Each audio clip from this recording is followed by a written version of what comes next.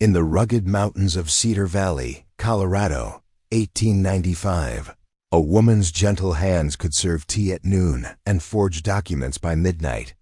Sarah Mitchell had learned the art of deception from necessity, but when the powerful Caldwell family destroyed her father's livelihood and drove her mother to an early grave, they dismissed her as just another rancher's daughter seeking a suitable marriage.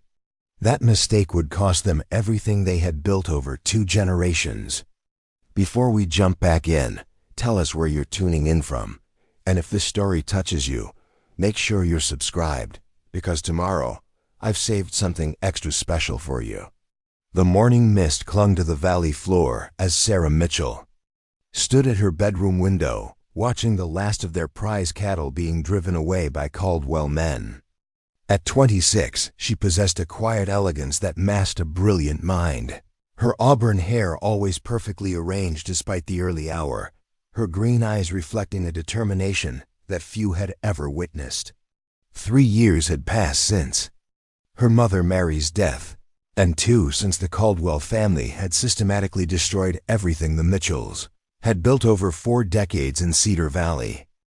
Most folks in Millbrook, the small town nestled between competing ranches, viewed Sarah with a mixture of pity and curiosity. Poor Tom Mitchell's daughter, they whispered, too proud to accept charity, too stubborn to leave the valley that had claimed her mother's health and her father's fortune. What they didn't understand was that Sarah Mitchell had spent those 3 years of apparent mourning planning something far more complex than grief. She had been preparing for war, though her weapons would be silk gowns and social graces rather than rifles and dynamite. Inside the modest ranch house that her grandfather had built with his own hands, a locked cedar chest in Sarah's room contained items that would have surprised anyone who thought they knew her. Beneath carefully preserved evening gowns lay detailed financial records she had painstakingly copied during late-night visits to various offices in town. Alongside them rested correspondence she had intercepted, decoded, and documented, revealing the true scope of Victor Caldwell's manipulation of local politics and business dealings. Most telling were the photographs she had taken using her mother's old camera, showing meetings and transactions that painted a clear picture of corruption, extending far beyond simple business rivalry. Sarah's mother, Mary O'Sullivan Mitchell, had been the daughter of a Denver banker before marrying for love and moving to Cedar Valley. With no sons to inherit her financial acumen, Mary had poured her knowledge into her only daughter, teaching Sarah to read ledgers like others read novels and to understand the intricate relationships between money, power, and influence. By age 16, Sarah could analyze a business proposal with precision that would impress seasoned investors, though such capabilities were carefully hidden from public view. A lady's education should include more than embroidery and piano, her mother would say while reviewing bank statements together by lamplight. But wisdom lies in knowing when to reveal your true abilities. But Mary Mitchell had been gone 3 years now, and Tom Mitchell, once the most prosperous rancher in the valley, had followed his wife into decline, though he still drew breath. Now only Jake Harrison, their loyal foreman for over 20 years, knew the full extent of Sarah's hidden preparations. He had been there 5 years ago when 18-year-old Sarah had first proposed her audacious plan after discovering the true cause of her mother's decline. "Those records you've been keeping," Jake had said during that pivotal conversation, his weathered face serious as he accepted coffee in the ranch kitchen, "might be the only thing that saves what's left of this family's legacy." Every few weeks, Sarah would ride into Millbrook under the pretense of shopping or social calls, but her true purpose was gathering intelligence. During these visits, she had mapped the Caldwell family's routines, business practices, and most importantly, their vulnerabilities. The information she collected painted a picture of systematic destruction that went far beyond normal business. Competition. Victor Caldwell and his mining interests had been methodically acquiring or destroying every independent operation in the valley, using methods that ranged from legal manipulation to outright intimidation. Those tracking skills of observation and deduction Jake had noted during her last reconnaissance report, his voice filled with admiration tinged by concern, might be exactly what we need. But the cost of this plan, Sarah, it'll change you forever. The Caldwell family has been hitting every independent operation in the valley for 3 years now. 6 ranches bought out under suspicious circumstances, 4 mining claims transferred through questionable legal maneuvers. They're consolidating power, and our ranch is the largest remaining obstacle to their complete control. Sarah had merely nodded, her expression calm though her resolve had only strengthened with each revelation. The Caldwell family represented more than business competition. They embodied a philosophy that wealth and political connections placed certain people above common decency and law. Victor Caldwell, in particular, had emerged as the undisputed power broker in Cedar Valley, a man whose influence extended from the territorial capital to the smallest local election. His mining operations had brought prosperity to some while, destroying the livelihoods of others, and he showed no hesitation in using both legal and extra-legal methods to eliminate opposition. The plan Sarah had developed was elegant in its simplicity and terrifying in its personal cost. She would infiltrate the Caldwell family through marriage to James Caldwell, Victor's eldest son and heir apparent. Preparing and narrating this story took us a lot of time, so if you are enjoying it, subscribe to our channel. It means a lot to us. Now back to the story. Once inside their inner circle, she would gather evidence of their criminal activities while simultaneously undermining their operations from within. The ultimate goal was not mere revenge, but complete exposure and destruction of their corrupt empire, ensuring they could never again devastate another family as they had devastated hers. But executing such a plan required more than determination. It demanded a complete transformation of her public persona. The grieving rancher's daughter would need to become an attractive, desirable woman, worthy of a Caldwell marriage proposal. More challenging still, she would need to convince James Caldwell that she was exactly what he was looking for in a wife, while concealing her true intelligence and capabilities behind a facade of agreeable femininity. After Jake departed that morning, Sarah had spent hours in careful preparation, studying herself in her mother's silver mirror. The reflection showed a woman who had inherited her mother's delicate features and her father's determined jaw, a combination that could be either striking or forgettable depending upon presentation. With the right clothing, proper social training, and careful cultivation of the appropriate connections, she could transform herself into exactly the type of woman who would catch James Caldwell's attention. The social season in Cedar Valley revolved around a series of events designed to display wealth and reinforce social hierarchies. The monthly charity auction, the harvest dance, the Christmas social, and various church functions provided opportunities for eligible young people to meet under supervised circumstances. Sarah had attended these events sporadically since her mother's death, usually dressed in mourning attire that discouraged social interaction. Now she would need to emerge from mourning with enough impact to capture attention while appearing natural rather than calculating. Emma Rodriguez, Sarah's closest friend since childhood, would prove essential to this transformation. Emma's family operated the largest general store in Millbrook, giving her access to the latest fashions and social gossip that filtered through their establishment. More importantly, Emma possessed an intuitive understanding of social dynamics that complemented Sarah's analytical mind. Together, they could orchestrate Sarah's social resurrection with the precision of a military campaign. The financial aspects of the plan presented their own challenges. The Mitchell Ranch was deeply in debt, mortgaged to banks controlled by Caldwell interests. Tom Mitchell's drinking had accelerated since his wife's death, leaving ranch operations increasingly dependent upon Jake Harrison's management.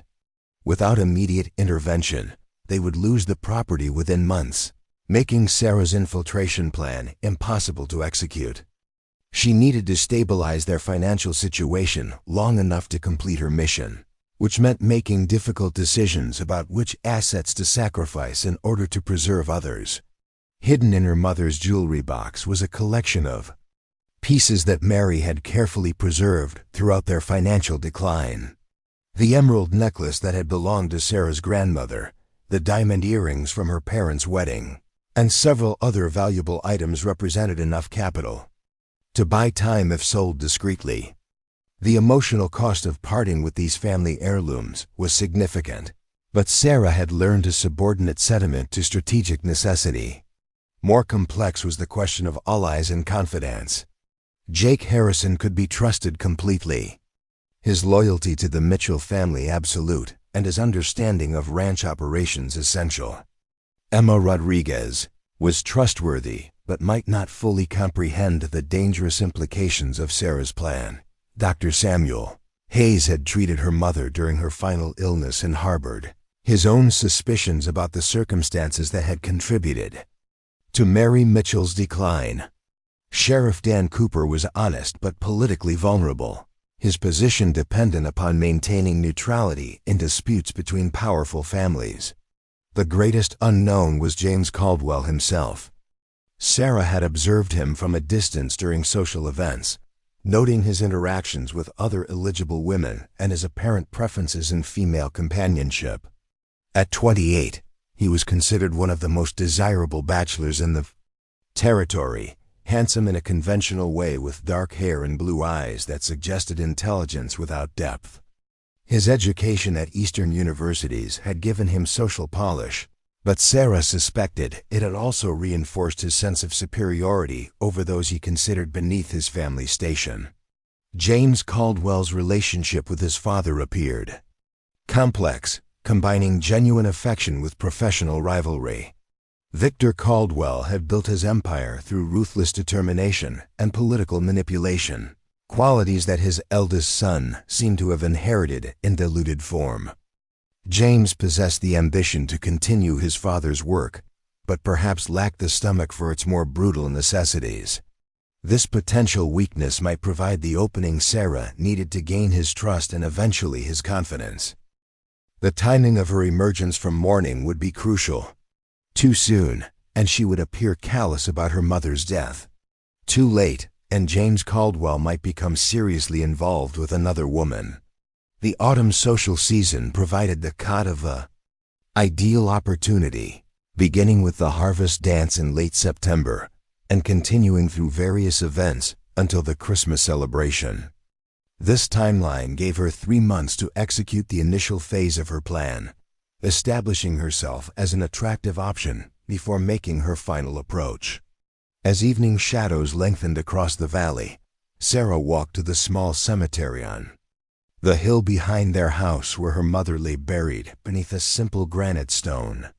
The inscription read Mary O'Sullivan Mitchell, beloved wife and mother, but it could have added brilliant woman destroyed by powerful men, standing there.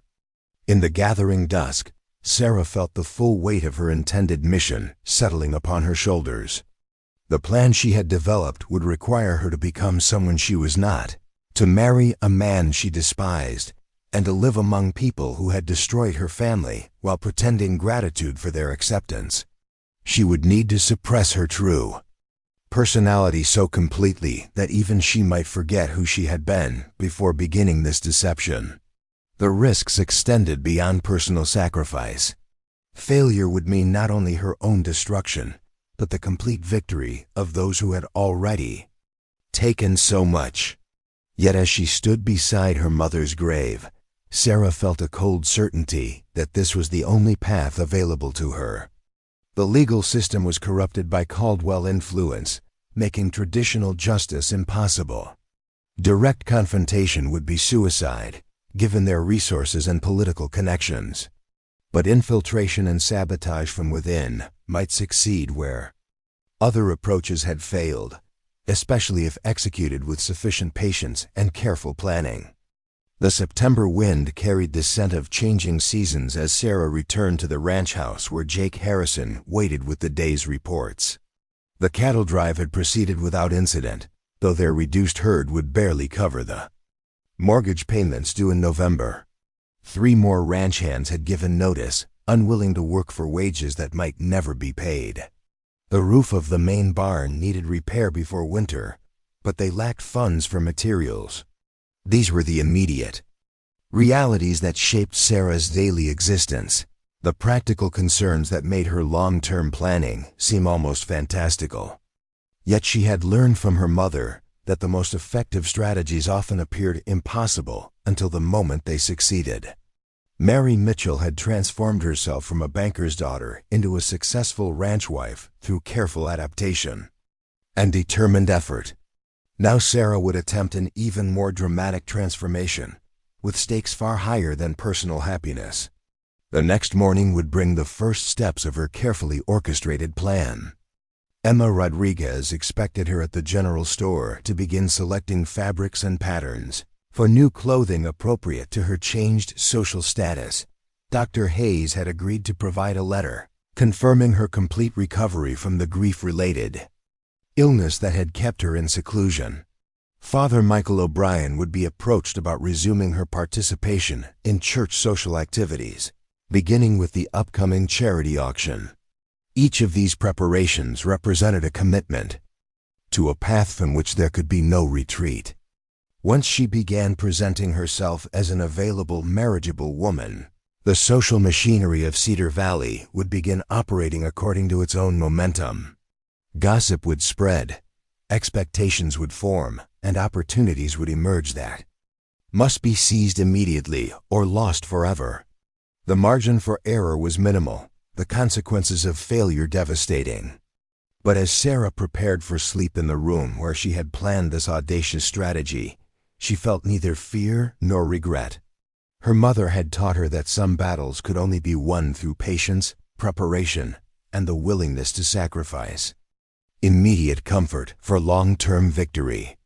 Tomorrow she would begin the most challenging performance of her life, one that would determine whether the Mitchell family legacy died with her father's failures or was reborn through her own dangerous gambit.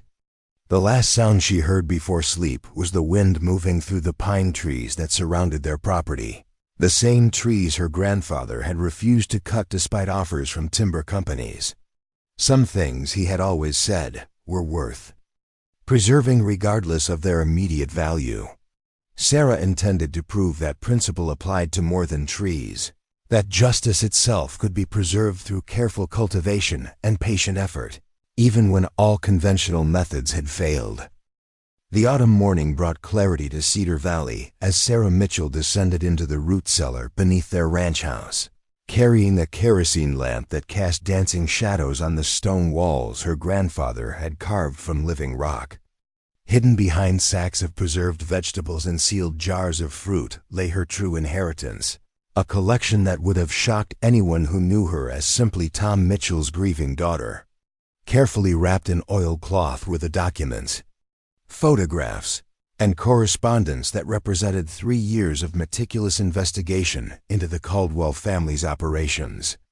Sarah's education had begun not in schoolrooms, but in her mother's private study, where Mary O'Sullivan Mitchell had maintained detailed records of every business transaction, political development, and social change in Cedar Valley.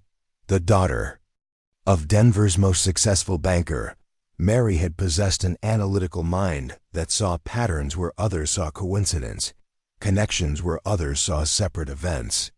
When mysterious accidents began plaguing independent ranchers and miners, Mary had recognized the systematic nature of what appeared to be random misfortunes. The leather-bound journal Sarah now retrieved contained more than financial records. It held the foundation of everything she understood about power, manipulation, and the careful orchestration of events to achieve desired outcomes. Page after page revealed Mary's growing comprehension of how Victor Caldwell had transformed from a struggling mine owner into the valley's dominant force. Bank loans mysteriously called in early, equipment failures that occurred at crucial moments, labor disputes that crippled operations at harvest time, all connected by threads invisible to casual observation, but clear to someone trained in reading the deeper currents of commerce and politics. More damaging were the photographs Sarah had taken using techniques her mother had learned from a traveling photographer years earlier. The images, captured through careful positioning and patient waiting, showed meetings between Victor Caldwell and territorial officials that contradicted their public claims of neutrality in local disputes. Bank presidents shaking hands with mining foremen outside establishments where such men should never have legitimate business. Judges accepting envelopes from Caldwell representatives before crucial hearings involving property disputes. Each photograph represented hours of dangerous surveillance, but together they painted an undeniable picture of corruption that extended far beyond simple business competition. Sarah had inherited more than her mother's investigative instincts. She possessed Mary's remarkable memory for detail and her ability to maintain complex deceptions over extended periods. During her supposed period of mourning and social withdrawal, Sarah had actually been conducting the most intensive education of her life, studying not just the Caldwell family's operations, but the broader context of territorial politics, mining, law, and the intricate relationships between money and political influence. The transformation from sheltered rancher's daughter to sophisticated investigator had required Sarah to develop skills her mother had only hinted at possessing. She had learned to pick locks by practicing on every mechanism in their house until she could open them silently in complete darkness. Her penmanship had been refined until she could forge signatures with accuracy that would fool bank clerks who saw the originals daily. Most importantly, she had cultivated the ability to observe and remember conversations, business dealings, and social interactions with photographic precision, storing information that might prove valuable months or years later, hidden beneath. Her mother's old recipes were detailed maps Sarah had drawn of every Caldwell property, noting security measures, regular schedules of workers and family members, and potential access points for someone who needed to enter buildings undetected. The mining operations, the family mansion, the business offices in Millbrook, even the church pew where Victor Caldwell sat every Sunday, all had been studied and documented with the thoroughness of a military reconnaissance mission. But Sarah's most valuable inheritance was her mother's understanding of human nature, particularly the weaknesses that could be exploited in seemingly powerful people. Mary had maintained detailed psychological profiles of every significant figure in Cedar Valley politics and business, noting their fears, ambitions, personal relationships, and the pressures that might make them vulnerable to persuasion or manipulation. Victor Caldwell appeared invulnerable from the outside, but Mary's notes revealed a man obsessed with respectability and social standing, someone whose greatest fear was exposure as the criminal he had become. James Caldwell presented a more complex target for psychological analysis. Sarah's observations suggested a man torn between genuine affection for his family and growing discomfort with their methods. His Eastern education had exposed him to different moral frameworks than those that governed his father's business practices.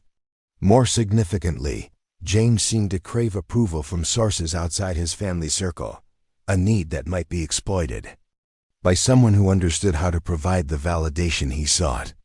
The cache in the root cellar also contained items that would support Sarah's planned transformation from mourning daughter to eligible bride.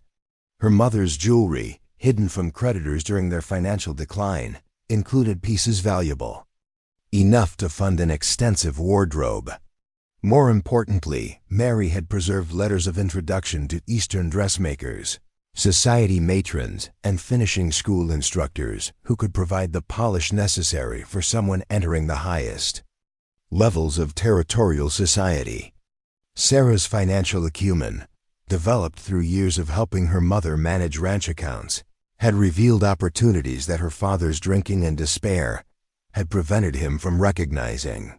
The Mitchell Ranch sat on mineral rights that had never been properly surveyed, water rights that became more valuable as mining operations expanded, and timber resources that Eastern lumber companies would pay premium prices to acquire.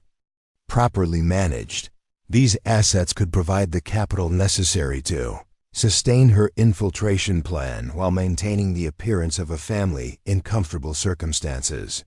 The most dangerous items in her collection were the copied documents that revealed the full scope of Caldwell corruption. Bank records showing illegal transfers of funds, correspondence between Victor Caldwell and territorial officials discussing the manipulation of elections, contracts for services that appeared legitimate but were clearly covers for intimidation, and sabotage. Sarah had acquired these materials through systematic burglary, forgery, and bribery, crimes that would result in imprisonment or worse if discovered, but which provided the evidence necessary to destroy the Caldwell empire if properly utilized. Her mother's greatest lesson had been the importance of patience in executing complex plans. Mary had spent 15 years documenting Caldwell activities, waiting for the right moment to act, building her case with the methodical precision of a master craftsman. Her death had interrupted this process, but she had prepared Sarah to continue the work with even greater sophistication and determination. The plan to infiltrate the Caldwell family through marriage represented the culmination of everything. Mary had discovered about their vulnerabilities and everything she had taught Sarah about the patient accumulation of power. Hidden in the final section of the cache were Mary's personal letters to Sarah, written during her final illness when she knew death was approaching, but wanted to ensure her daughter understood the full significance of their family struggle. These letters revealed the true depth of Mary's feelings about the Caldwell family and her beliefs about the moral obligations of those who possess the ability to fight injustice. They also contained specific instructions for the seduction and manipulation of James Caldwell, based on Mary's careful study of his character and psychological vulnerabilities. Reading these letters again, Sarah felt the full weight of her inherited mission settling upon her shoulders. Her mother had died knowing that Sarah possessed both the capability and the responsibility to complete what Mary had begun. The transformation from grieving daughter to avenging angel would require Sarah to suppress every natural instinct toward honesty and openness, to become a creature of calculation and deception, but the alternative was allowing the Caldwell family to continue destroying lives throughout the territory. As Sarah carefully returned each item to its hiding place, she reflected on the irony that her greatest advantage lay in being consistently underestimated. Victor Caldwell had dismissed her father as a weak man broken by grief and financial failure. James Caldwell saw her as nothing more than a potentially attractive addition to local society, if he noticed her at all. Even her allies like Jake Harrison and Emma Rodriguez understood only fragments of her true capabilities and intentions. This universal blindness to her actual nature would provide the camouflage necessary for her infiltration to succeed. The morning sun was climbing higher when Sarah emerged from the root cellar, her expression composed but her mind racing with the complexity of what she was about to attempt. Every skill her mother had taught her, every piece of evidence she had gathered, every psychological insight she had developed would be tested in the coming months. The margin for error was non-existent. A single mistake could expose her true purpose and result in destruction, not just for herself, but for everyone who had trusted her with their hopes for justice. Part 3. The Rising Threat, the Territorial. Courthouse in Denver buzzed with activity as Victor Caldwell emerged from his private meeting with Governor Morrison, his silver-headed walking cane tapping confidently against marble floors that echoed with the footsteps of lesser men seeking audiences they would never receive. At 58, Caldwell possessed the bearing of someone accustomed to having his wishes transformed into territorial policy, his expensive Eastern clothing and commanding presence marking him as a man whose influence extended far beyond the mining operations that provided his public identity. Behind closed doors, the conversation had focused on the final consolidation of Cedar Valley under Caldwell control, a process that had been proceeding systematically for the past 5 years, but now approached its culmination. The territorial government needed reliable partners for the massive infrastructure, Projects that would define Colorado's future. Men who could deliver results without troubling officials with unnecessary details about methods. Victor Caldwell had proven himself to be exactly such a partner, and the governor had just provided him with the legal instruments necessary to complete his acquisition of the valley's remaining independent properties. The new territorial mining regulations, scheduled for announcement within days, would retroactively invalidate dozens of existing claims based on survey technicalities that Caldwell lawyers had carefully identified and documented. Environmental protection requirements would force smaller operations to choose between ruinous compliance costs and immediate sale to larger companies equipped to meet the new standards. Most significantly, the territorial government would exercise eminent domain authority to acquire private properties deemed essential for railroad expansion, with compensation set at levels guaranteed to bankrupt current owners while enriching the politically connected buyers who would acquire these assets at auction. Sarah Mitchell's ranch represented the largest remaining obstacle to Caldwell's complete dominance of Cedar Valley, not because of its current profitability, but because of its strategic location and the symbolic significance of the Mitchell family's resistance to his previous acquisition attempts. Tom Mitchell's stubborn refusal to accept buyout offers had inspired other property owners to maintain their independence, creating pockets of resistance that complicated Caldwell's systematic consolidation. More troubling, the Mitchell Ranch controlled water rights that were essential for the expansion of mining operations, making its acquisition a practical necessity rather than merely a desirable addition to his holdings.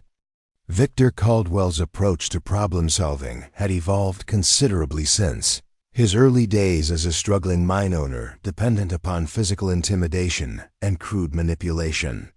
Success had taught him that sophisticated legal and financial pressure could achieve results more efficiently than direct confrontation, while creating less risk of unwanted attention from federal authorities. The territorial government provided mechanisms for legitimizing what would otherwise be recognized as theft, transforming criminal conspiracy into respectable business practice through the application of appropriate political influence. The Caldwell family's rise to prominence had required the systematic destruction of competitors, a process that Victor had refined into a precise science over 2 decades of expansion. Independent operators faced a predictable sequence of increasingly severe pressure, beginning with inflated supply costs and labor shortages, escalating to equipment failures and transportation disruptions, and culminating in legal challenges that drained resources while providing no realistic hope of victory. Those who recognized the pattern early and sold out on Caldwell terms survived with enough capital to relocate elsewhere. Those who resisted faced complete financial ruin and frequently personal tragedy as well.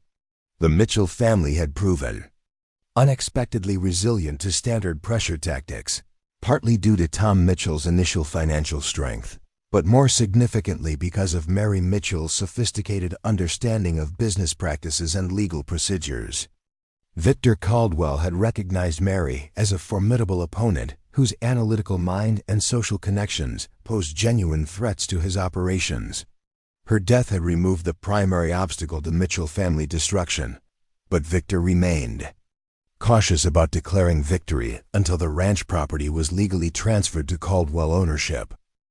James Caldwell's role in his father's empire had expanded considerably since his return from Eastern universities, though his contributions focused more on public relations and political networking than on the direct manipulation that characterized Victor's approach. James possessed his father's ambition and intelligence, but lacked the ruthless determination that had built their fortune through the systematic exploitation of others. This difference in temperament occasionally created tension between father and son, particularly when James questioned methods that he considered unnecessarily harsh or potentially damaging to their public reputation. The younger Caldwell's concerns about family image reflected his understanding that Colorado's transition from territorial status to statehood would require different approaches to business and politics. Eastern investors and federal oversight would scrutinize operations that had previously escaped serious examination, making respectability and legal compliance more valuable than they had been during the territory's more chaotic early development.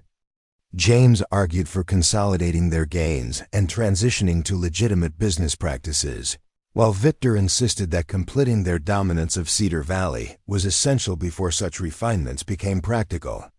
Robert Caldwell, Victor's younger son, represented a different challenge to family unity, lacking both James's intelligence and his moral reservations about their business methods.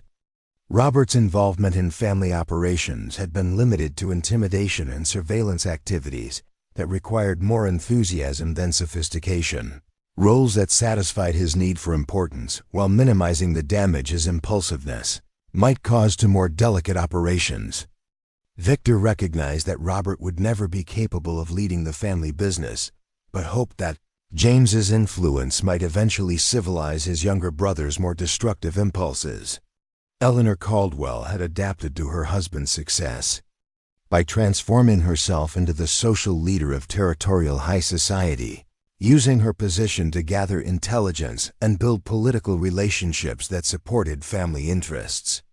Her charity work and cultural activities provided cover for the networking that was essential to maintaining their political influence, while her reputation for refinement helped legitimize a family fortune that had been built through decidedly unrefined methods.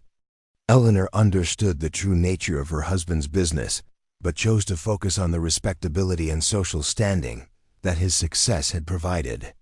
The Caldwell family's political influence extended throughout the territorial government and into the federal bureaucracy responsible for overseeing Colorado's development.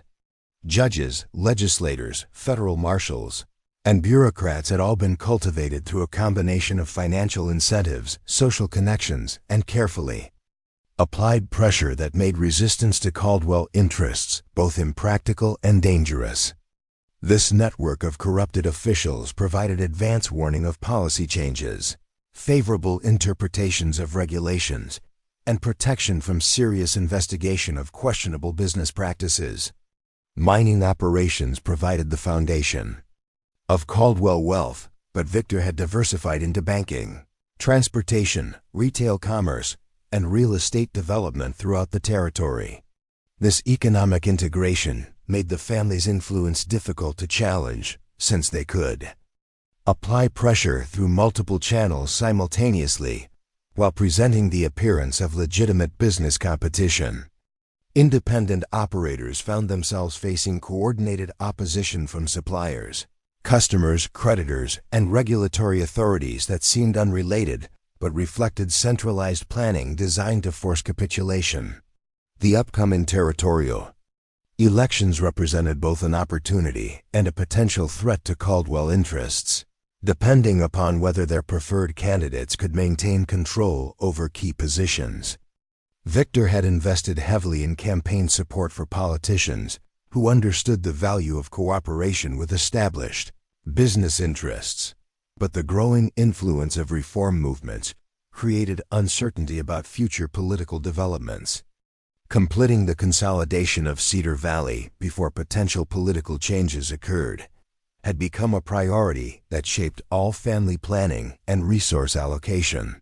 Sarah Mitchell represented a minimal direct threat to Caldwell interests, lacking both the financial resources and political connections that might pose serious opposition to their acquisition of the Mitchell Ranch. However, Victor had learned to be cautious about seemingly insignificant opponents, particularly those connected to families that had previously demonstrated unexpected resilience. Mary Mitchell's death had eliminated the primary source of resistance, but Victor intended to complete the destruction of Mitchell family independence quickly and thoroughly to prevent any possibility of future complications. The methods selected for the final phase of the Mitchell campaign reflected Victor's preference for legal and financial pressure over direct intimidation, approaches that would achieve the desired result while maintaining plausible deniability about family involvement. Mortgage payments would be accelerated through banking procedures that appeared routine, but were designed to create impossible financial obligations. Property taxes would be reassessed at levels that reflected projected development values rather than current agricultural use. Environmental regulations would be selectively enforced to create compliance costs that exceeded the ranch's earning capacity. James Caldwell had expressed reservations about the intensity of pressure being applied to the remaining independent families, arguing that their complete destruction was unnecessary and potentially counterproductive. His father had dismissed these concerns as naive idealism that failed to recognize the realities of territorial business competition. Every family that successfully resisted Caldwell pressure encouraged others to maintain their independence, creating complications that could be avoided through decisive action that demonstrated the futility of opposition. The conversation between father and son had revealed fundamental differences in their approaches to business and their understanding of the moral obligations that accompanied wealth and power. James believed that success carried responsibilities to the broader community and that sustainable prosperity required some consideration for the welfare of others. Victor maintained that business was essentially warfare conducted through legal and financial means, and that victory required the complete destruction of opposition rather than merely its neutralization. These philosophical differences had practical implications for family planning and strategy, particularly regarding the succession of leadership and the long-term direction of Caldwell interests. James's reluctance to embrace the ruthless methods that had built their fortune suggested that he might lack the determination necessary to maintain their dominance against future challenges. Victor worried that his son's Eastern education had made him too soft for the continuing struggle required to preserve and expand their position in territorial society. As autumn approached Cedar Valley, the Caldwell family prepared for the final phase of their consolidation campaign, confident that their superior resources and political influence would overcome any remaining resistance from families like the Mitchells. They had no reason to suspect that their systematic destruction of independent operators had created an enemy whose capabilities and determination far exceeded anything they had previously encountered. Someone who understood their methods well, enough to use those same techniques against them with devastating effectiveness. Part 4. The Initial Challenge. The harvest dance at Millbrooks Community Hall sparkled with lantern light and the rustle of carefully pressed gowns as Sarah Mitchell made her entrance. 3 months of meticulous preparation culminating in this moment when she would step from obscurity into the center of Cedar Valley society. Her transformation had been so complete that even longtime neighbors required second glances to recognize Tom Mitchell's daughter beneath the elegant woman who moved through the crowd with quiet confidence, her emerald silk dress catching light that seemed to illuminate her auburn hair like burnished copper.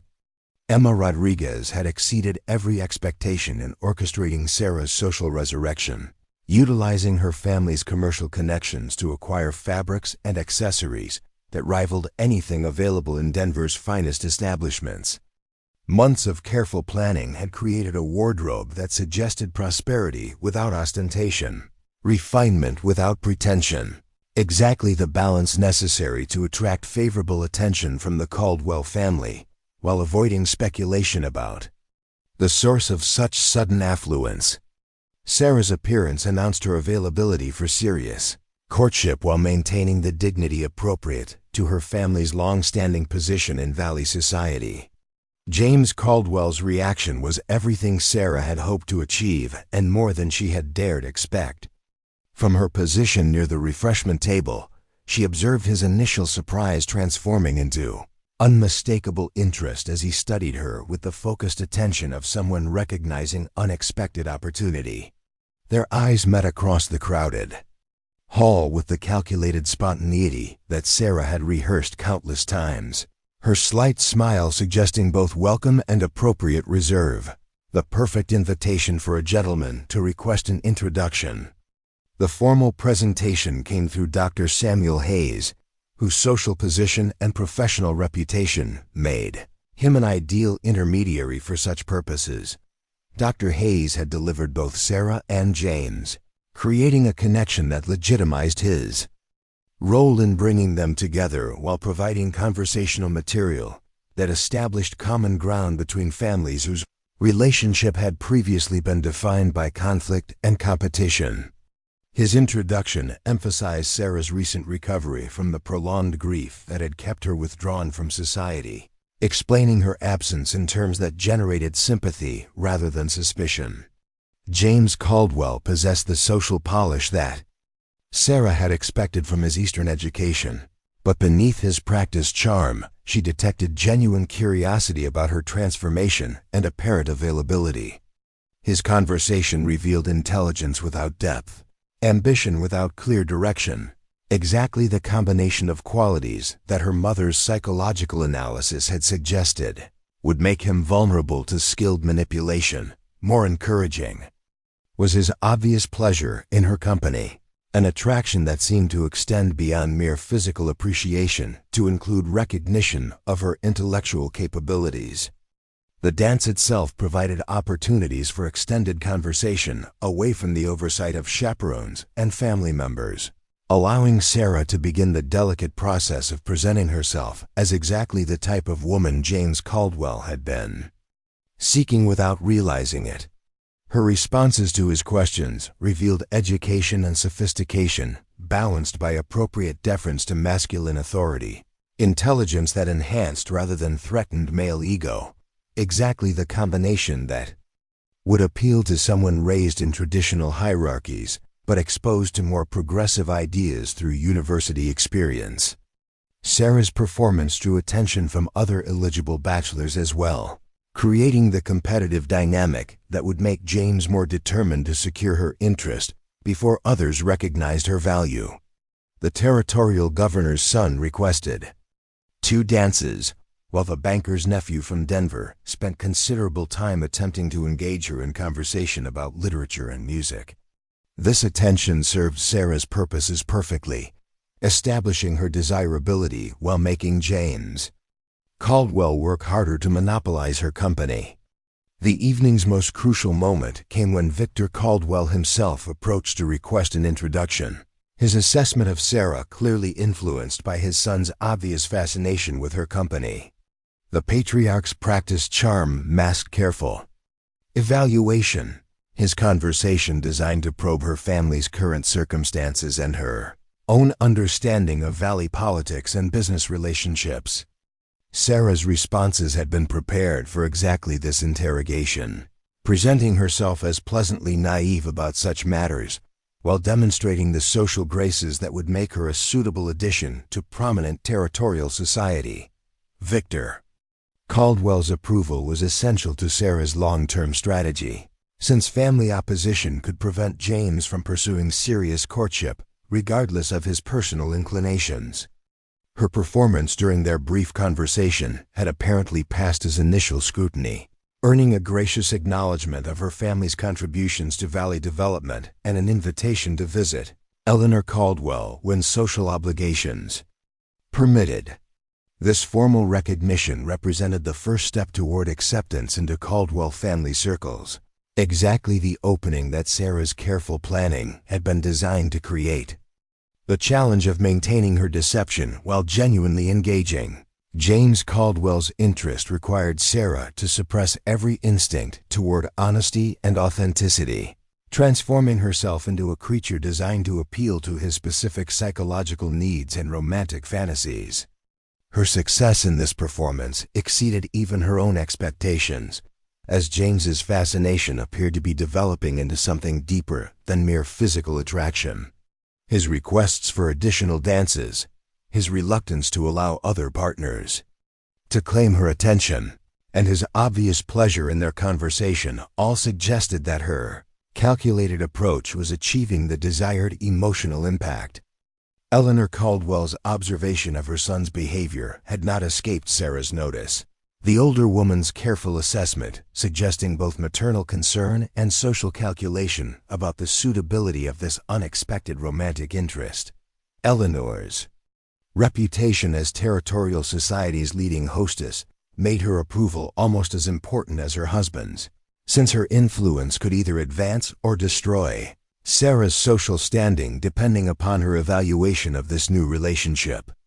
The brief conversation they shared during the evening's intermission had gone well, with Eleanor expressing pleasure at seeing Sarah resuming her place in community social life. The evening concluded with James Caldwell requesting permission to call upon Sarah at the Mitchell Ranch, a formal declaration of serious romantic interest that marked the successful completion of her initial infiltration phase.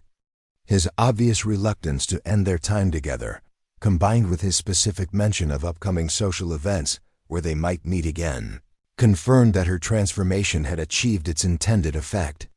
More importantly, his behavior suggested genuine emotional engagement rather than mere social courtesy, providing the foundation for the deeper manipulation that her plan would require. Sarah's success in capturing James Caldwell's attention created immediate complications that she had anticipated but now needed to manage with extreme care. The gossip network that connected every household in Cedar Valley had already begun, spreading news of the evening's romantic developments, ensuring that her re-emergence into society would be discussed and analyzed by everyone with an interest in territorial social dynamics. This attention served her purposes by establishing the legitimacy of her relationship with James, but it also created scrutiny that could expose inconsistencies in her carefully constructed persona. The drive home through the moonlit valley provided Sarah with her first opportunity to reflect on the evening's achievements and the challenges that lay ahead. Her performance had been flawless, her objectives met beyond her most optimistic projections. But the personal cost of such complete deception was already becoming apparent.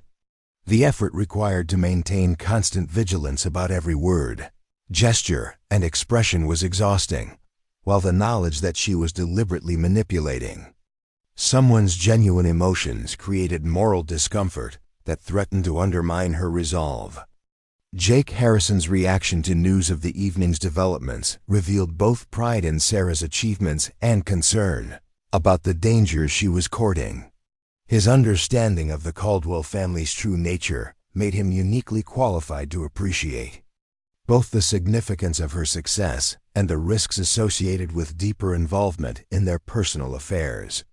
His warnings about the necessity of maintaining her deception at all times reflected his recognition that discovery would result in consequences far more severe than mere social embarrassment. The next phase of Sarah's plan would require even more sophisticated manipulation as she worked to deepen James Caldwell's emotional attachment while gathering intelligence about family business operations and political connections.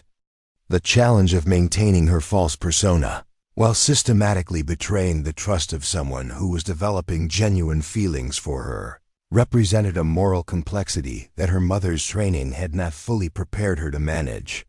Yet, the alternative was abandoning justice for her family and allowing the Caldwell empire to continue destroying lives throughout the territory. As Sarah prepared for sleep in the bedroom where she had first conceived this audacious strategy, she felt the full weight of what she had set in motion. The dance had been merely the opening gambit in a campaign that would require months or possibly years to complete, each step building upon previous successes while creating new vulnerabilities that could destroy everything she had worked to achieve. The margin for error would only decrease as her relationship with James deepened and her access to Caldwell family secrets expanded. The sound of wind in the pine trees that surrounded their property reminded Sarah of her grandfather's refusal to compromise with those who sought to exploit what others had built through honest labor. His principles had shaped her father's character and her mother's determination, creating the foundation of resistance that made her current mission both possible and necessary. Tomorrow would bring new challenges as she worked to build upon the evening's success, but tonight she could take satisfaction in having achieved the first crucial step toward justice for her family and protection for everyone the Caldwell empire had targeted for destruction. Part 5. The pressure intensifies. The morning sun cast long shadows across the Mitchell ranch as Sarah stood in her father's study, examining the latest correspondence from Caldwell-controlled banks that had arrived with calculated timing just 2 days after the harvest dance. The letters, written in language that appeared routine but carried unmistakable threats, announced immediate changes to their mortgage terms that would transform manageable monthly payments into impossible financial obligations. The timing was no coincidence. Victor Caldwell had clearly decided that his son's romantic interest in Sarah Mitchell required acceleration of the family's destruction to prevent complications to his consolidation plans. Tom Mitchell sat slumped in his leather chair, the documents scattered before him like fallen leaves, his hands trembling as he reached for the whiskey bottle that had become his constant companion since Mary's death. The man who had once commanded respect throughout Cedar Valley as a successful rancher and community leader had deteriorated into a shadow of his former self, broken by grief and financial pressure that had systematically destroyed everything he had built over 4 decades of hard work. His inability to focus on the practical challenges facing their family had left Sarah to shoulder responsibilities that should have been shared between them. The new mortgage terms required immediate payment of accumulated interest that had been calculated using revised rates, retroactively applied to their original loan agreement. Legal language buried in dozens of pages of documentation made challenge or appeal virtually impossible, while the deadline for compliance was set just 30 days from the notification date. The total amount demanded exceeded the ranch's annual income by a substantial margin, making payment impossible without liquidating assets that would leave them unable to maintain operations, even if they somehow managed to satisfy current obligations. Property tax reassessments had arrived simultaneously, increasing their annual obligations by more than 300%, based on projected development values rather than current agricultural use.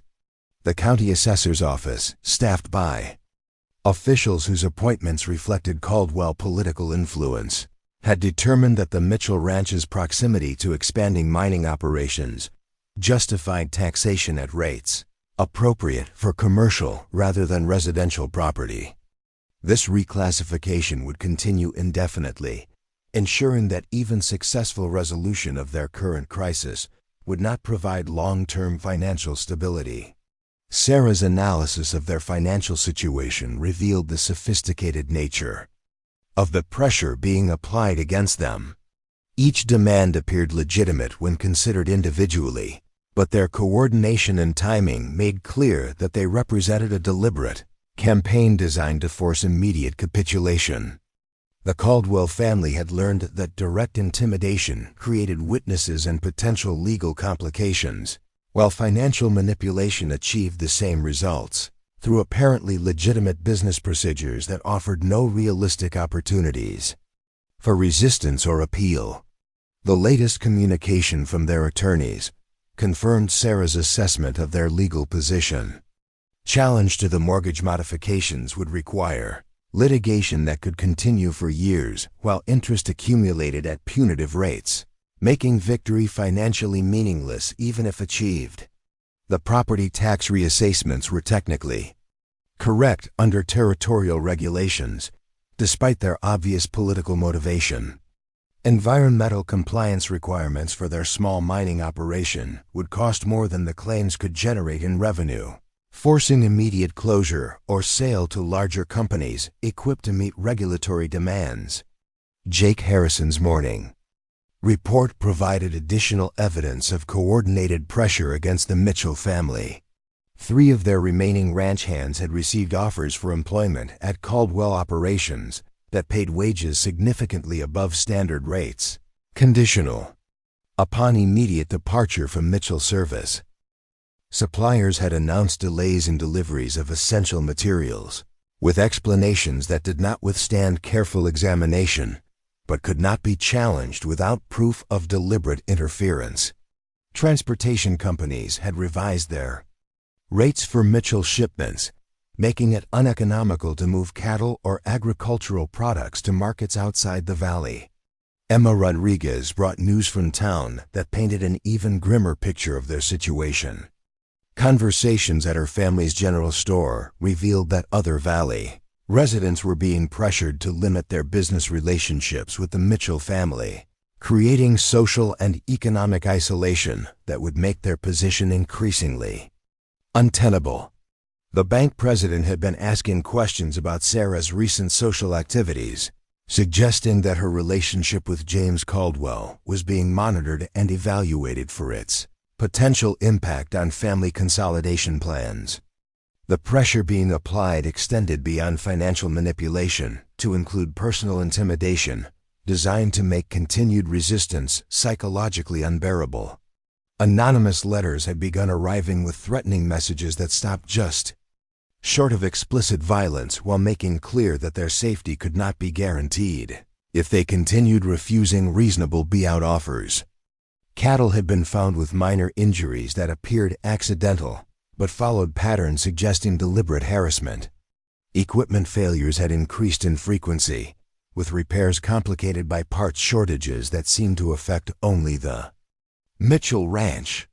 Sarah's evening meetings with James Caldwell had continued despite the intensifying pressure against her family, providing opportunities to gather intelligence while building the emotional foundation necessary for deeper infiltration of Caldwell family operations. His obvious attraction to her had developed into something resembling genuine affection, though she remained uncertain whether his feelings reflected real emotion or merely the satisfaction of acquiring something valuable that others had failed to recognize. Their conversations revealed his awareness of the pressure being applied to valley families, but not his understanding of its coordinated nature or his father's direct involvement. The moral complexity of manipulating James's feelings, while her family faced destruction, created emotional conflicts that threatened to undermine Sarah's ability to maintain her deception. His apparent sincerity in expressing concern for her family's difficulties, combined with his obvious pleasure in her company, made it increasingly difficult to remember that he represented the enemy she had dedicated herself to destroying. Possibility that he might be genuinely different from his father created complications that her original planning had not anticipated and which she was not prepared to address. Dr. Samuel Hayes had become an invaluable source of information about territorial political developments and their potential impact on the Mitchell family situation. His professional relationships with prominent families throughout the region provided insights into the broader context of Caldwell operations and the political changes that might affect their continued expansion. His warnings about the ruthlessness of Victor Caldwell's business methods included specific examples of families who had been completely destroyed for refusing to cooperate with acquisition efforts. The upcoming territorial elections represented both a potential opportunity and a significant threat to Sarah's plans, depending upon whether reform candidates could successfully challenge the political machine that supported Caldwell interests. Victory by reform politicians might provide legal remedies for families victimized by Caldwell pressure tactics, but such changes would take time to implement, while the Mitchell family faced immediate deadlines that could not be extended. More troubling was the possibility that electoral success by Caldwell-supported candidates would eliminate any remaining legal constraints on their expansion activities. Sheriff Dan Cooper's investigation of the anonymous threats and equipment sabotage had been hampered by his department's limited resources and the political pressure that constrained his activities. His private conversations with Sarah revealed his awareness of the coordinated nature of the pressure being applied to valley families, but his inability to gather evidence that would support prosecution of anyone with significant political connections. The sheriff's frustration reflected the broader challenge facing anyone who attempted to resist Caldwell influence through conventional legal and political channels. Sarah's access to James Caldwell had provided some intelligence about family business operations, though his knowledge appeared to be limited to public relations and social networking, rather than the direct manipulation that characterized his father's approach. His comments about family meetings and business discussions suggested that he was being gradually prepared to assume greater responsibilities. But Victor Caldwell clearly maintained tight control over sensitive operations that could create legal vulnerabilities if exposed. The challenge for Sarah was developing opportunities to access information about these hidden activities while maintaining the romantic relationship that provided her entree to family circles.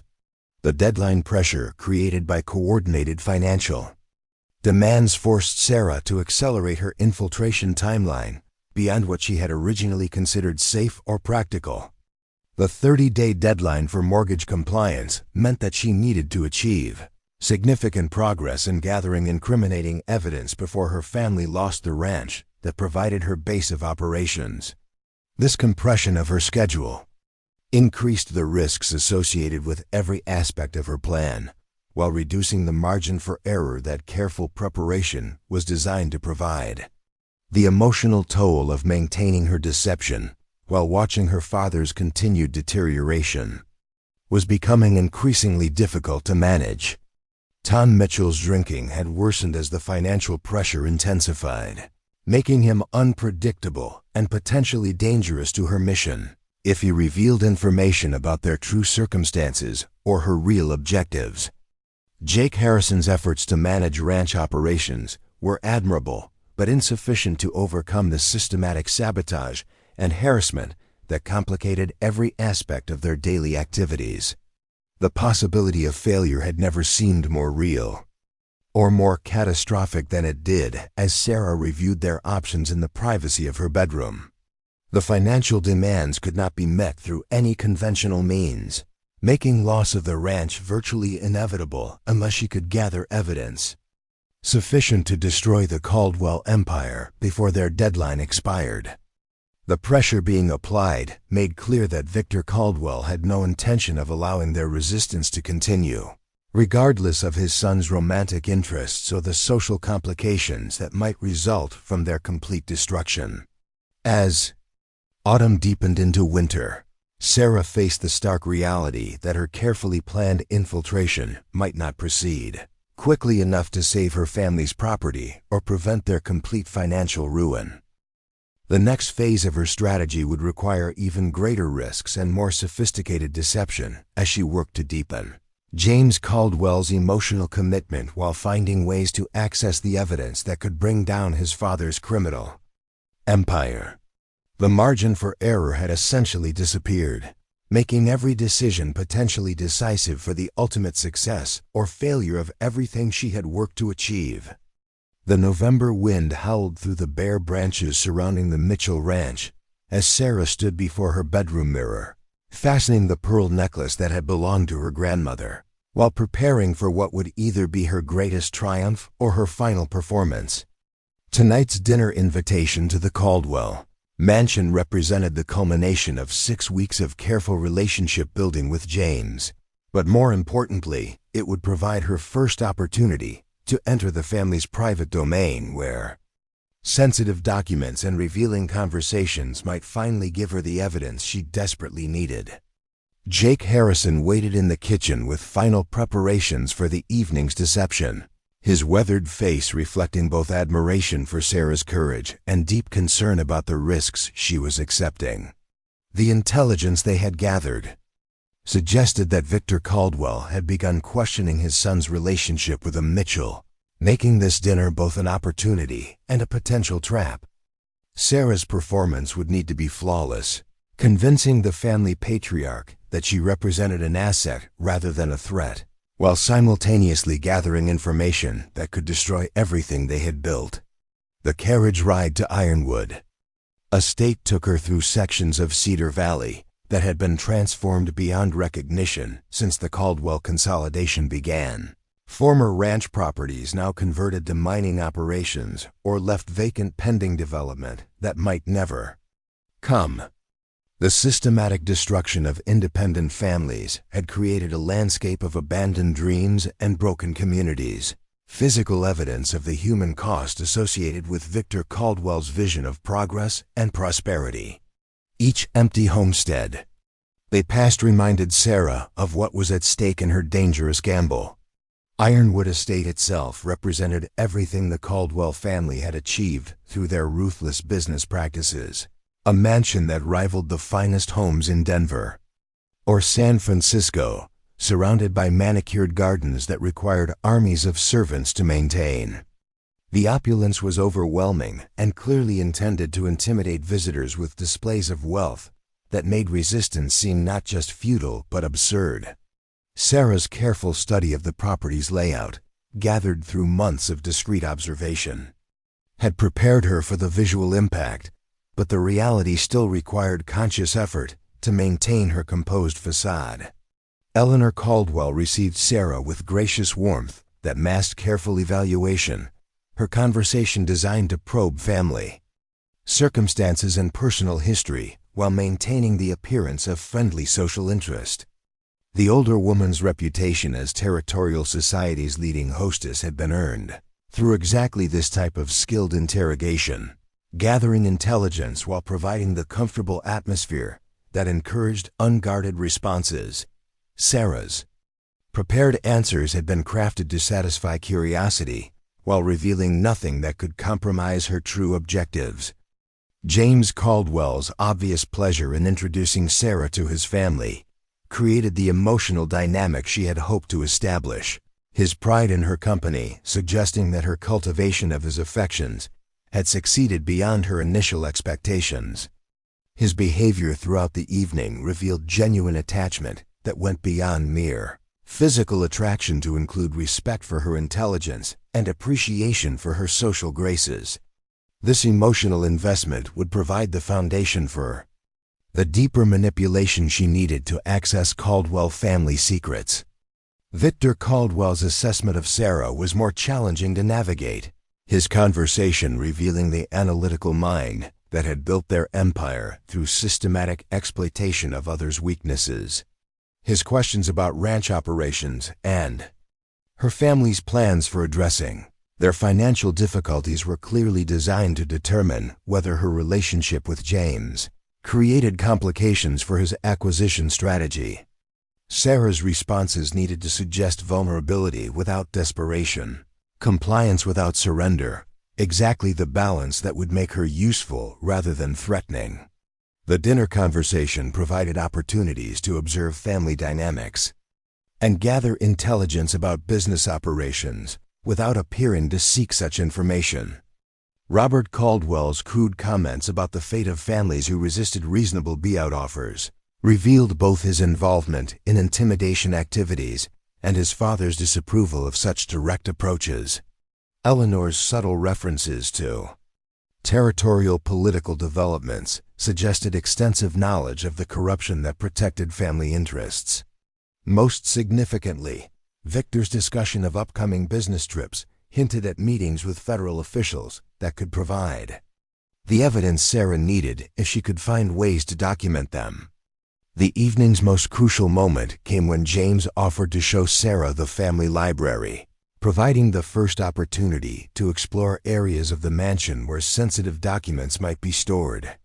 The library itself was impressive, filled with rare books and expensive furnishings that demonstrated the family's cultural pretensions. But Sarah's trained eye immediately identified the locked cabinet that likely contained more interesting materials. Her casual questions about the family's business records were deflected with practiced ease, but James's responses revealed enough information to confirm that important documents were indeed kept somewhere within the house. Sarah's performance throughout the evening had been carefully calibrated to advance multiple objectives simultaneously, deepening James's emotional attachment while gathering intelligence and establishing her acceptability to other family members. Her success exceeded her most optimistic projections, with Victor Caldwell extending an invitation for future visits and Eleanor suggesting that Sarah might enjoy participating in the family's upcoming social events. Most importantly, James's private comments as he escorted her home revealed his growing intention to formalize their relationship through marriage, exactly the outcome her strategy had been designed to achieve. The drive back to the Mitchell ranch provided Sarah with her first opportunity to process the evening's intelligence and plan her next moves based on what she had learned. The Caldwell family's confidence in their position was both an advantage and a complication, making them less vigilant about security while also suggesting that they possessed resources and connections that could crush any conventional opposition. Her infiltration had succeeded to a degree that created new possibilities for gathering evidence, but it also increased the personal stakes by making her romantic deception more emotionally complex. Jake Harrison's debriefing session revealed his own concerns about the sustainability of Sarah's performance and the increasing dangers associated with deeper involvement in Caldwell family affairs. His understanding of their true nature made him uniquely qualified to appreciate both the significance of her achievements and the risks created by Victor Caldwell's growing awareness of her existence. His warnings about the necessity of maintaining perfect consistency in her deception reflected his recognition that discovery would result in consequences extending far beyond mere social embarrassment. The success of the evening created immediate pressure to accelerate other aspects of Sarah's plan, particularly the documentation of evidence that could expose Caldwell criminal activities before her family lost the ranch that provided her base of operations. Their financial deadline was approaching rapidly, making it essential that she find ways to access family business records or political correspondence that could provide the proof necessary to destroy their empire. The challenge was achieving such access without arousing suspicion about her true motivations or capabilities. Emma Rodriguez's reaction to news of the evening's developments revealed both excitement about Sarah's social triumph and growing concern about the personal costs of such an elaborate deception.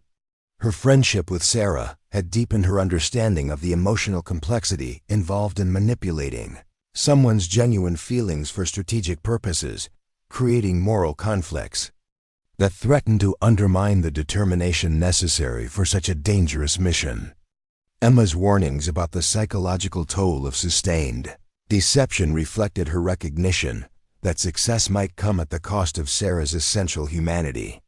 The territorial political situation continued to evolve in ways that could either support or complicate Sarah's objectives, depending upon the outcomes of upcoming elections and policy changes. Reform candidates had gained momentum by exposing corruption in territorial government, but their success would depend upon voter turnout and the effectiveness of political machines controlled by interests like the Caldwell family. Sarah's timeline for gathering evidence had to account for these broader political developments, since changes in territorial leadership could either provide new opportunities for justice or eliminate existing constraints on Caldwell expansion. Dr. Samuel Hayes provided additional context about the Caldwell family's political connections and their implications for any potential legal challenges to their business practices. His professional relationships with prominent territorial families had given him insights into the scope of corruption that protected Caldwell interests, making him uniquely qualified to advise Sarah about the types of evidence that would be necessary to overcome political influence and legal manipulation. His warnings about the dangers of underestimating Victor Caldwell's resources reflected his understanding of how previous challengers had been destroyed. The approaching winter created additional complications for Sarah's infiltration strategy, since seasonal changes would affect both ranch operations and social activities in ways that could disrupt her carefully planned timeline. The Caldwell family's travel schedule included extended periods away from Cedar Valley, providing opportunities for covert activities, but also reducing her access to intelligence gathering opportunities. Her relationship with James would need to survive these separations while continuing to deepen his emotional commitment and her access to family secrets. Sarah's evening prayers in the small bedroom, where she had first conceived this audacious plan, reflected her growing understanding of the moral complexity involved in seeking justice through deception and manipulation. Her mother's teachings about the responsibilities that accompanied capability had not fully prepared her for the emotional challenges of betraying trust while claiming to serve higher principles. The possibility that James Caldwell might be genuinely different from his father created complications that her original planning had not anticipated, and which she was not prepared to address without compromising her mission. The sound of wind in the pine trees that surrounded their property served as a constant reminder of her grandfather's principles and her family's legacy of resistance to those who would exploit others for personal gain. His refusal to compromise with timber companies had preserved the natural beauty that made their ranch special, just as her refusal to surrender to Caldwell pressure might preserve the community values that made Cedar Valley worth fighting for. Tomorrow would bring new challenges as she worked to build upon the evening's success, but tonight she could take satisfaction in having achieved another crucial step toward justice. The documents she had observed in the Caldwell Library, the conversations she had overheard about business and political matters, and the family dynamics she had been able to study all represented valuable intelligence that would inform her next phase of operations. The challenge now was finding ways to access the specific evidence she needed, while maintaining the romantic relationship that provided her entree to family secrets. Every interaction with James deepened both her strategic position and her moral conflict, creating emotional complexity that threatened to undermine the cold calculation that her mission required. As Sarah prepared for sleep, she reflected on how completely her life had been transformed by the requirements of her infiltration strategy. The woman who had entered the Caldwell mansion that evening bore little resemblance to the grieving daughter who had first conceived this plan of revenge and justice. Whether she would be able to reclaim her authentic self after completing her mission remained an open question, one that would be answered only after she had either succeeded in destroying the Caldwell empire or been destroyed by the attempt. Part 7. The Strategic Phase.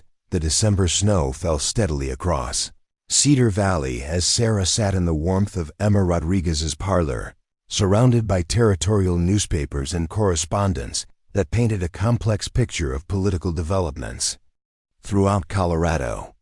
The intelligence-gathering phase of her mission had expanded beyond simple observation of Caldwell family activities to include systematic analysis of their business relationships, political connections, and the broader network of corruption that protected their interests. This comprehensive approach was essential for understanding not just what crimes had been committed, but how evidence might be gathered and utilized to maximum effect. Emma's position in her family's general store provided access to information that flowed through the commercial networks connecting Cedar Valley to Denver, Colorado Springs, and the territorial capital. Traveling salesmen, territorial officials, and business representatives regularly shared gossip and intelligence that revealed the true scope of Caldwell influence and the specific mechanisms through which their political protection operated. The careful documentation of these conversations had begun to reveal patterns of corruption that extended far beyond simple business favoritism to include systematic manipulation of territorial policy and federal resource allocation. The territorial election results had created new opportunities and dangers for Sarah's mission, with reform candidates achieving surprising success in several key positions, while Caldwell-supported politicians maintained control over crucial regulatory and judicial appointments. This mixed outcome meant that potential allies existed within the territorial government, but they would need substantial evidence of criminal activity before risking confrontation with interests as powerful as the Caldwell family. The challenge for Sarah was gathering such evidence while maintaining her infiltration of the family circle. James Caldwell's increasing attachment to her had provided opportunities for deeper intelligence gathering, though his knowledge of family business operations remained frustratingly limited to public relations and social networking activities. His comments during their private conversation suggested that Victor Caldwell maintained tight control over sensitive information, sharing operational details only with trusted associates who had proven their loyalty through years of successful cooperation. This operational security made Sarah's task more complex, requiring her to find ways to access information that even family members were not fully informed about.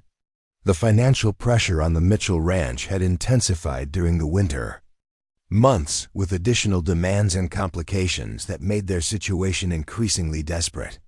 Property tax assessments had been upheld despite legal challenges, while mortgage modifications had been implemented with ruthless efficiency that eliminated any hope of accommodation or compromise.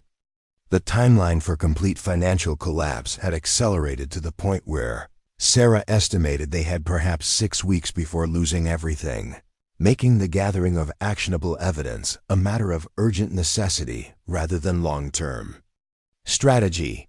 Dr. Samuel Hayes had become an invaluable ally in understanding the medical and personal dimensions of Caldwell family operations, his professional relationships providing insights that purely business or political intelligence could not reveal.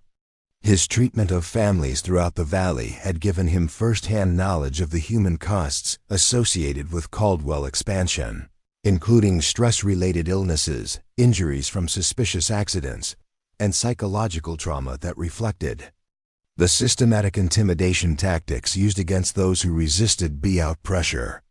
This medical evidence could provide compelling support for any legal case against the family, if properly documented and presented. Sarah's relationship with James had evolved beyond mere romantic manipulation to include genuine appreciation for aspects of his character that seemed inconsistent with his family's methods. His concern for community welfare, his discomfort with crude intimidation tactics, and his apparent desire to operate according to higher ethical standards created emotional complications that threatened to undermine her ability to maintain the necessary deception. The possibility that he might be genuinely different from his father raised questions about the justice and necessity of her mission that she was not prepared to address without compromising her objectives.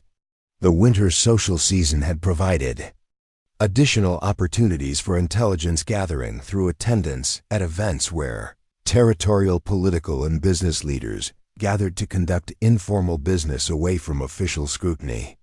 Sarah's presence at these gatherings as James Caldwell's guest had given her access to conversations and relationships that revealed the true scope of corruption protecting family interests. Her ability to remember and analyze these interactions had begun to create a comprehensive picture of the network that would need to be dismantled to achieve lasting justice. Eleanor Caldwell's growing acceptance of Sarah as a potential daughter-in-law had provided opportunities for more intimate conversations about family history and business philosophy, revealing information that Victor and his sons would never have shared directly. Eleanor's perspective on the development of family wealth included details about early operations that might provide evidence of criminal activity, predating the statute of limitations for prosecution, but establishing patterns of behavior that could support charges based on more recent activities. Her casual references to territorial political figures included information that could prove extremely damaging if properly corroborated. The challenge of accessing physical evidence remained Sarah's most pressing operational problem, since conversations and observations provided valuable intelligence but would not constitute sufficient proof for legal action against such a well-protected family. The documents she needed were likely stored in Victor Caldwell's private office or in bank safety deposit boxes that would require extraordinary measures to access. Her growing familiarity with Ironwood Estate had identified potential opportunities for covert entry, but such activities would involve enormous risks that could expose her mission and endanger everyone who had supported her efforts. Jake Harrison's management of ranch operations had become increasingly difficult as Caldwell pressure tactics intensified throughout the winter, with equipment sabotage, labor disputes, and supply interruptions creating daily crises that drained their limited resources while preventing effective response to larger strategic challenges. His loyalty to the Mitchell family remained absolute, but his practical assessment of their situation had become increasingly pessimistic as traditional ranching operations became unsustainable under systematic harassment and financial manipulation. The territorial political situation continued to evolve in ways that could either support or undermine Sarah's objectives, depending upon whether reform elements could consolidate their electoral gains into actual policy changes that would constrain Caldwell influence. The new territorial attorney general had begun investigating allegations of corruption in mining regulation and federal contract allocation, creating potential opportunities for Sarah's evidence to find receptive official channels. However, these investigations moved slowly while her family's financial crisis demanded immediate resolution. Sarah's analysis of Caldwell business operations had revealed vulnerabilities that might be exploited through economic warfare rather than legal prosecution, approaches that could achieve similar results while requiring different types of evidence and strategic planning. The family's empire depended upon political protection for operations that were marginally legal at best, making them vulnerable to exposure that might not result in criminal prosecutions but could destroy their political relationships and business partnerships. This alternative approach might provide more realistic prospects for success, given the constraints imposed by her deteriorating timeline. The psychological toll of maintaining her deception while watching her father's continued deterioration had become increasingly difficult to manage as winter deepened and their situation became more desperate.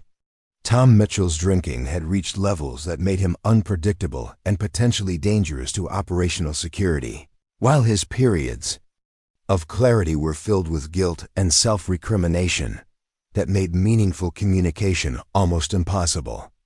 Sarah's ability to compartmentalize her emotions and maintain focus on strategic objectives was being tested by daily exposure to her father's suffering and her own moral conflicts about the methods she was employing. Emma Rodriguez's emotional support had become essential for Sarah's psychological survival, providing opportunities to express doubts and fears that could not be shared with anyone else involved in the mission. Emma's understanding of the personal costs associated with Sarah's infiltration strategy had deepened her appreciation for the courage required to maintain such a complex deception while facing the possibility of complete failure. Her warnings about the dangers of losing oneself in an elaborate performance reflected her recognition that success might require Sarah to sacrifice essential aspects of her authentic personality. The upcoming territorial legislative session would provide new opportunities for political intelligence gathering, while potentially creating pressure for reform that could either support or complicate Sarah's objectives. Several reform legislators had indicated interest in investigating territorial business practices and political corruption, but their effectiveness would depend upon their ability to resist the influence and intimidation that had neutralized previous reform efforts. Sarah's evidence could provide crucial support for such investigations, if she could find ways to deliver it through channels that would ensure proper utilization. The winter weather had created natural barriers that both protected and isolated the Mitchell Ranch, making covert activities more difficult while also providing cover for preparation and planning that might be observed during other seasons. Sarah's outdoor skills, developed through years of hunting and ranch work, had proven valuable for reconnaissance activities that required movement across difficult terrain in harsh conditions.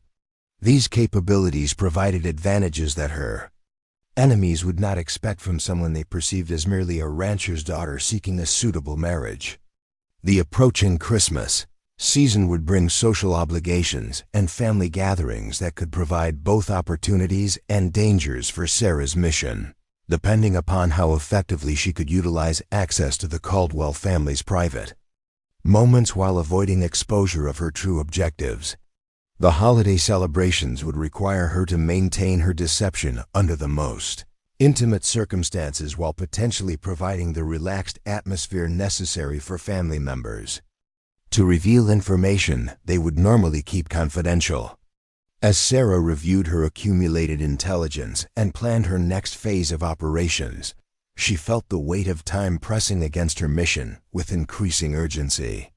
The financial deadline that would result in loss of the ranch was approaching rapidly, while the evidence she needed remained tantalizingly out of reach, despite her successful infiltration of Caldwell family circles. The next few weeks would determine whether her elaborate strategy could achieve the decisive breakthrough necessary to save her family and community, or whether she would be forced to watch everything she had worked to preserve destroyed by forces too powerful and well-protected to overcome through individual resistance. Part 8. The Great Revelation, the Christmas Eve blizzard that swept across Cedar Valley provided perfect cover for Sarah's most audacious operation yet. The culmination of months of careful planning and intelligence gathering that would either provide the evidence she desperately needed or expose her mission with catastrophic consequences. The Caldwell family's annual Christmas celebration had drawn territorial political and business leaders to Ironwood Estate, creating unprecedented opportunities for covert intelligence gathering, while the gathered guests provided both camouflage and potential witnesses to activities that might otherwise go unnoticed. Sarah's invitation to spend Christmas Eve with the Caldwell family had been extended through James, whose growing attachment to her had reached the point where marriage discussions were becoming inevitable rather than merely hoped for. The emotional complexity of her relationship with him had evolved beyond simple manipulation to include genuine affection that complicated her strategic objectives while providing essential psychological cover for her deception. His obvious pride in introducing her to prominent territorial figures created opportunities for intelligence gathering that her original planning had not anticipated. The evening's guest list included territorial legislators, federal appointees, banking officials, and mining industry leaders whose presence confirmed the scope of political and economic influence that protected Caldwell interests. Sarah's careful observation of conversations and interactions revealed the informal decision-making processes that shaped territorial policy, the personal relationships that translated into political favoritism, and the financial arrangements that ensured cooperative behavior from officials whose public positions required appearance of neutrality and integrity. Eleanor Caldwell's management of the social dynamics displayed the sophisticated understanding of power relationships that had made her husband's political influence possible, her careful orchestration of conversations ensuring that important business was conducted in settings that appeared purely social. Sarah's growing acceptance as a potential family member had provided access to these intimate political discussions, revealing information about upcoming policy changes, regulatory decisions, and federal appointments that could be used to anticipate and counter Caldwell's strategic initiatives. The evening's most significant intelligence breakthrough came during a private conversation between Victor Caldwell and Territorial Attorney General Morrison, overheard while Sarah was retrieving refreshments from the kitchen area adjacent to Victor's private study. Their discussion revealed specific details about the manipulation of federal mining regulations, the coordination of territorial policy with railroad development interests, and most importantly, the location of documentary evidence that could prove systematic corruption extending throughout Colorado territorial government. Victor Caldwell's confidence in his political protection had made him careless about discussing sensitive matters in the presence of servants and family members, assuming that his power made exposure impossible and prosecution unthinkable. His detailed explanation of upcoming regulatory changes, including specific dates and implementation procedures, provided Sarah with intelligence that could be used to anticipate and disrupt Caldwell expansion plans while gathering evidence of the corruption that made such advanced knowledge possible. The revelation that documentary evidence was stored in a safety deposit box at the Territorial Bank in Denver represented both an enormous opportunity and an apparently insurmountable challenge, since accessing such materials would require resources and capabilities far beyond anything Sarah could reasonably hope to possess. However, Victor's casual mention of the specific box number and his description of the security procedures used to protect the contents provided enough information to make such an operation theoretically possible if properly planned and executed. James Caldwell's behavior throughout the evening revealed his growing discomfort with aspects of his family's business operations that he had previously ignored or rationalized, his Eastern education and moral sensibilities creating internal conflicts that Sarah recognized as potential vulnerabilities to be exploited. His private comments about the necessity of transitioning to more legitimate business practices suggested both naivety about the criminal nature of current operations and possible willingness to cooperate with reform efforts if approached properly. The Christmas Eve celebration provided Sarah with her first opportunity to observe the full scope of the Caldwell family's political network in operation, revealing relationships and influence patterns that explained their immunity from serious investigation or prosecution. The casual mixing of territorial officials, federal appointees, and business leaders created an atmosphere where corrupt arrangements were discussed and refined as normal business activities, demonstrating the systematic nature of the conspiracy that protected Caldwell interests. Sarah's performance throughout the evening required her to maintain perfect composure while gathering intelligence that exceeded her most optimistic expectations, balancing the need for detailed observation with the necessity of appearing appropriately social and romantically focused. Her success in this complex performance reflected months of preparation and practice, but also created emotional strain that threatened to overwhelm her ability to process and utilize the information she was acquiring. The revelation of her engagement to James Caldwell, announced by Victor as the evening's highlight, represented both the culmination of her infiltration strategy and the beginning of new complications that would require even more sophisticated deception to manage. The public nature of the announcement created expectations and obligations that would make withdrawal from her position impossible, while also providing unprecedented access to family secrets and strategic planning processes. Eleanor Caldwell's private conversation with Sarah following the engagement announcement revealed additional intelligence about family history and business development, including specific details about early criminal activities that established patterns of behavior continuing to the present. Eleanor's assumption that Sarah would now become a full participant in family affairs led to revelations about ongoing operations and future plans that provided crucial intelligence for disrupting Caldwell expansion while gathering evidence for eventual prosecution. The Christmas gifts exchanged among family members included documents and business materials that provided Sarah with additional evidence of Caldwell criminal activities, though accessing and copying such materials would require extreme care to avoid detection. The casual treatment of sensitive information reflected the family's confidence in their security and their assumption that Sarah's engagement made her a trusted ally rather than a potential threat to their operations.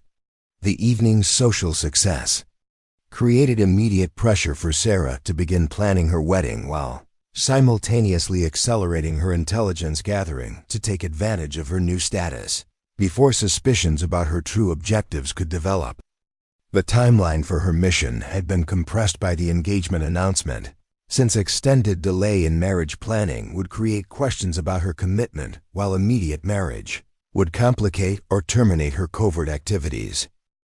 The weather conditions that had provided cover for the evening's intelligence gathering also created opportunities for the next phase of Sarah's operations, since the blizzard would limit travel and communication, while providing plausible explanations for extended stays and modified schedules.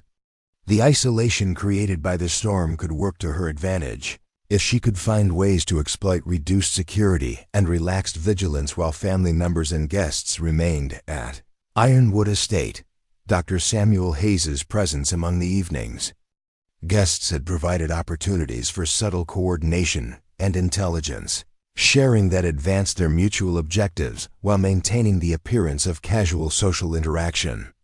His professional relationships with several prominent attendees had created natural cover for conversations that included valuable intelligence about territorial political developments and their implications for reform efforts.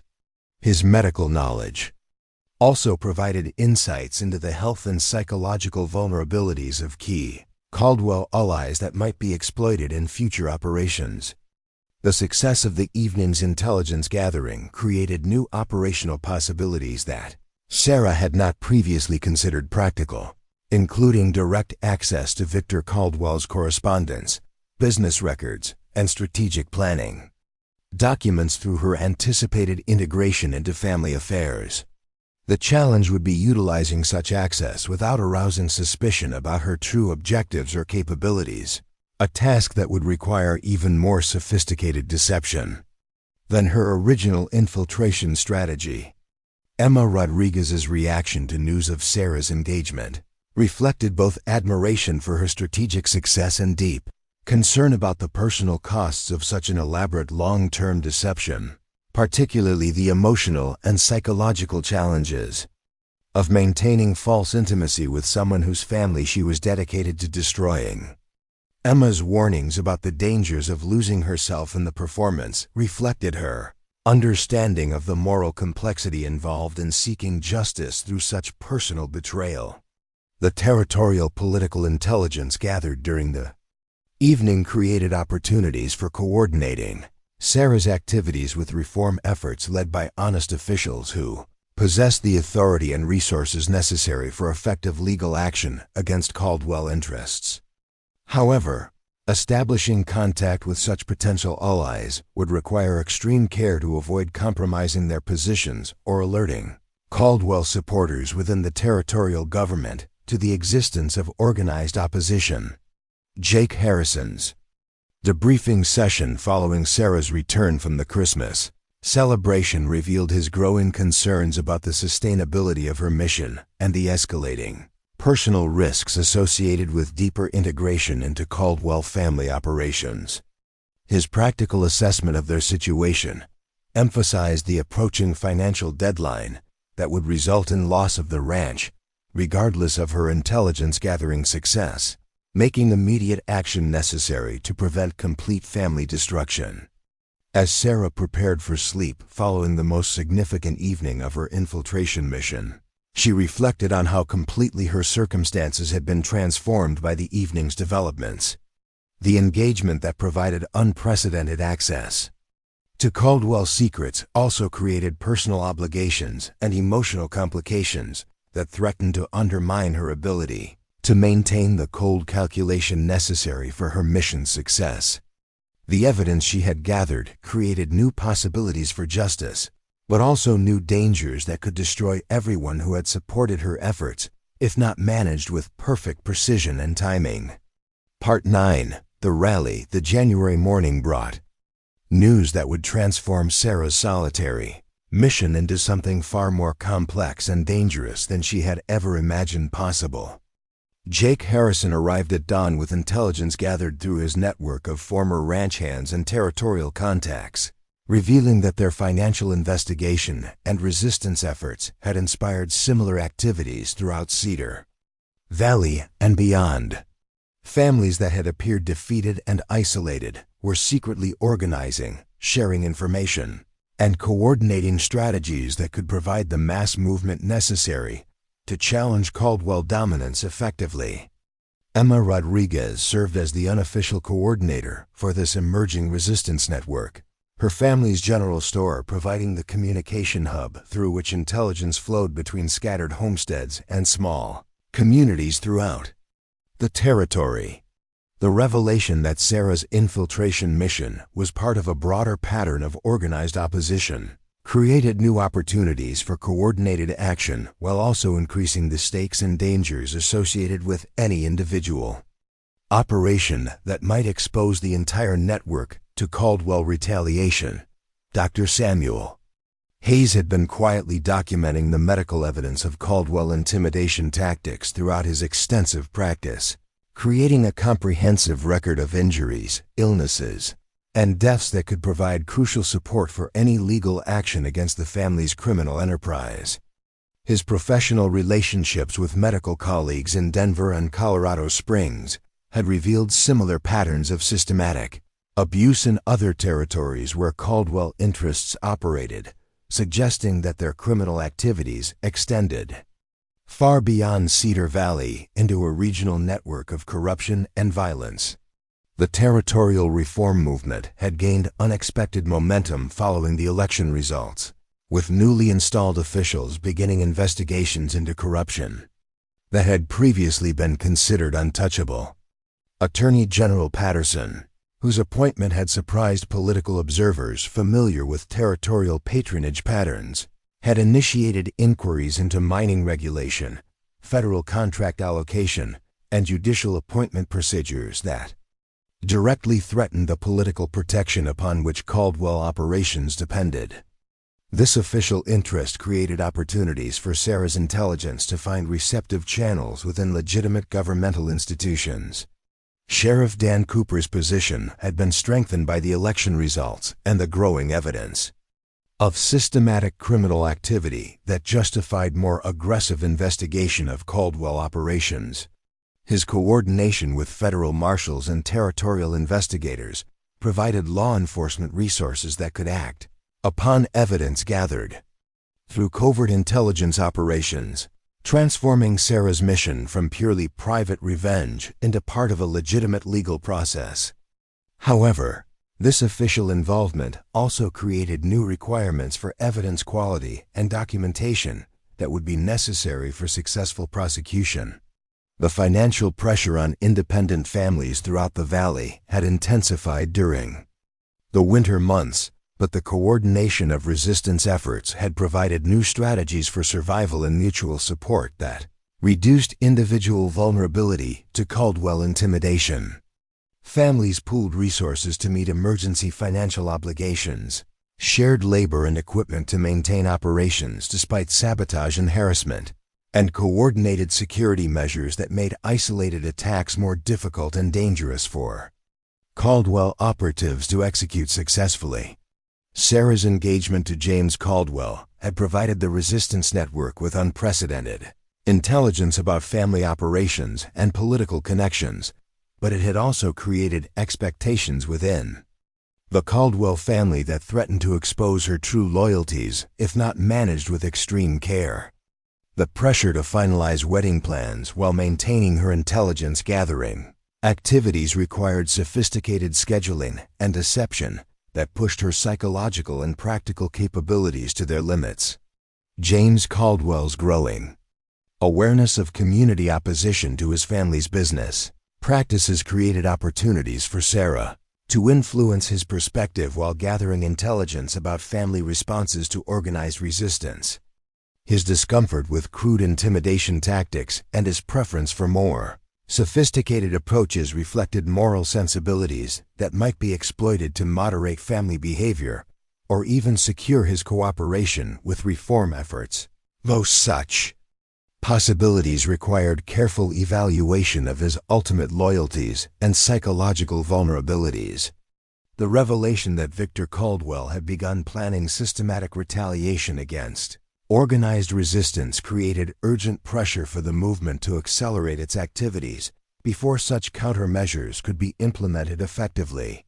Intelligence gathered through Sarah's infiltration revealed that the family was considering more extreme measures than had previously been employed, including direct violence against resistance leaders that would eliminate opposition through intimidation and terror rather than merely economic pressure. Eleanor Caldwell's growing suspicion about the coordination of resistance activities had led her to begin her own investigation into the backgrounds and connections of families that had demonstrated unexpected resilience to Caldwell pressure.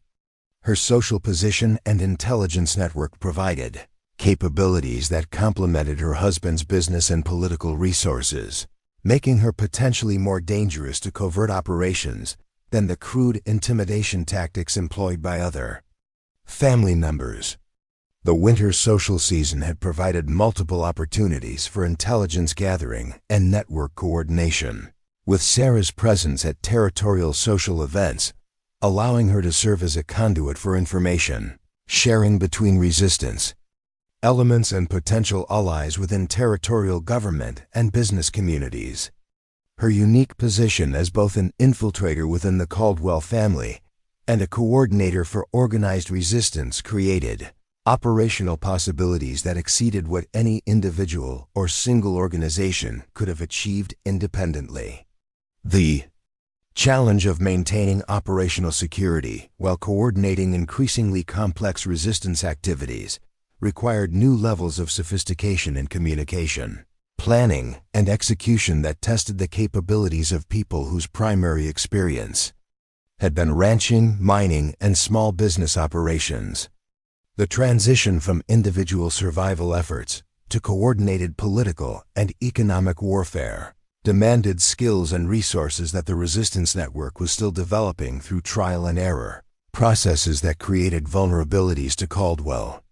Countermeasures. Dr. Hayes's medical evidence had begun to attract attention from federal health officials whose investigations into territorial public health conditions could provide additional legal and political pressure against Caldwell operations. The systematic documentation of health impacts from mining activities, water contamination, and stress-related illnesses created regulatory and legal exposures that complemented the criminal evidence being gathered through other intelligence operations.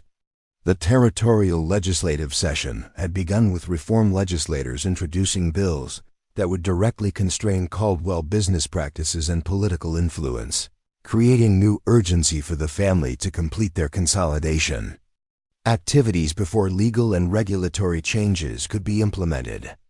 This legislative pressure provided opportunities for the resistance network to influence policy development, while also increasing the dangers associated with continued opposition to interests that were fighting for their survival. Sarah's access to Victor Caldwell's strategic planning documents had revealed the scope of the family's territorial expansion plans and their timeline for completing the acquisition of independent operations throughout Colorado. This intelligence provided the resistance network with crucial advance warning about upcoming pressure campaigns, while also revealing potential targets for coordinated countermeasures that could disrupt Caldwell operations at vulnerable points in their expansion process. The coordination between local resistance efforts and territorial reform movements had created opportunities for mutual support and resource sharing that enhanced the effectiveness of both initiatives while also providing protection against Caldwell retaliation through the distributed nature of organized opposition. The political legitimacy provided by official reform efforts complemented the local intelligence and direct action capabilities of community resistance networks, creating a comprehensive challenge to Caldwell dominance that was more difficult to counter than isolated individual opposition. Emma Rodriguez's expanding role as intelligence coordinator had made her a crucial link between Sarah's infiltration mission and the broader resistance network, but it had also made her a potential target for Caldwell retaliation if her activities were discovered. The security measures necessary to protect such key personnel created additional operational complexity while highlighting the vulnerability of individuals whose leadership roles made them indispensable to coordinated resistance efforts. The approaching deadline for the Mitchell family's financial collapse created pressure for immediate action to prevent the loss of Sarah's base of operations and her access to Caldwell family intelligence, but the need to coordinate with broader resistance efforts required timing that might not align with individual family survival needs. This tension between immediate survival requirements and strategic Coordination reflected broader challenges facing the resistance network, as individual crises demanded attention that might compromise longer-term operational effectiveness. Jake. Harrison's assessment of ranch security had revealed increased surveillance and infiltration attempts that suggested Caldwell awareness of organized resistance activities, creating new operational requirements for counterintelligence and security. Measures that complicated all resistance activities. The professionalization of Caldwell security operations reflected their recognition that organized opposition required more sophisticated countermeasures than had been necessary for dealing with isolated individual resistance. As Sarah prepared for the next phase of her mission, she reflected on how completely her circumstances had been transformed from individual revenge quest into a crucial component of organized political and economic warfare against systematic corruption and oppression. The responsibility for others' safety and success had added emotional and strategic complexity that tested her capabilities while also providing resources and support that made previously impossible objectives seem achievable through coordinated effort and mutual commitment. Up next, you've got 2 more standout stories right on your screen. If this one hit the mark, you won't want to pass these up. Just click and check them out.